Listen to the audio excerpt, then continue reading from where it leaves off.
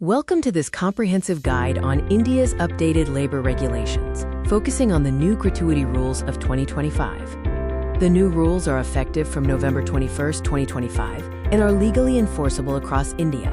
They apply to organizations with 10 or more employees.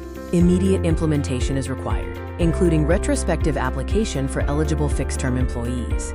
There are major eligibility changes. Fixed-term employees are now eligible after just 1 year, provided they complete 240 days of continuous service. Permanent employees retain the 5-year requirement, unless shortened by death or disability.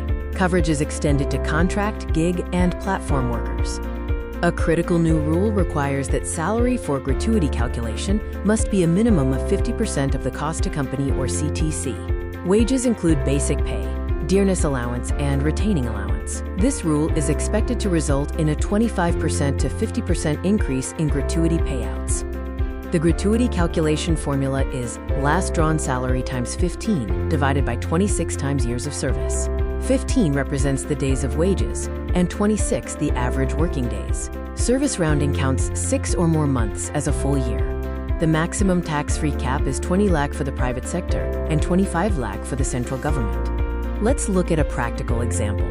For a fixed-term employee with 2 years of service and a last drawn salary of 50,000 rupees per month, the gratuity is calculated as 50,000 times 15 divided by 26 times 2, resulting in a final amount of 57,692 rupees. Employers have a maximum of 30 days to pay gratuity after it becomes due. Delayed payments incur a 10% annual interest penalty.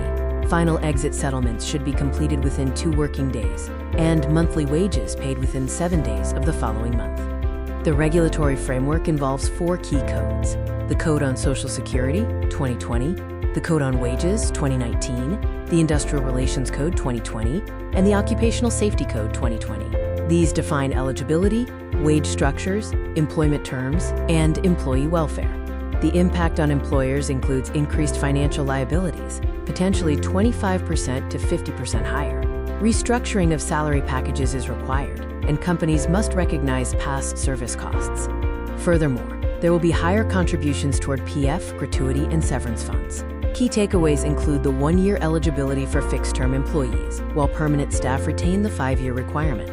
Gratuity is now explicitly part of CTC calculations. Other reforms include mandatory annual health checks for employees over 40, double rate overtime compensation, and a ban on gender-based wage discrimination.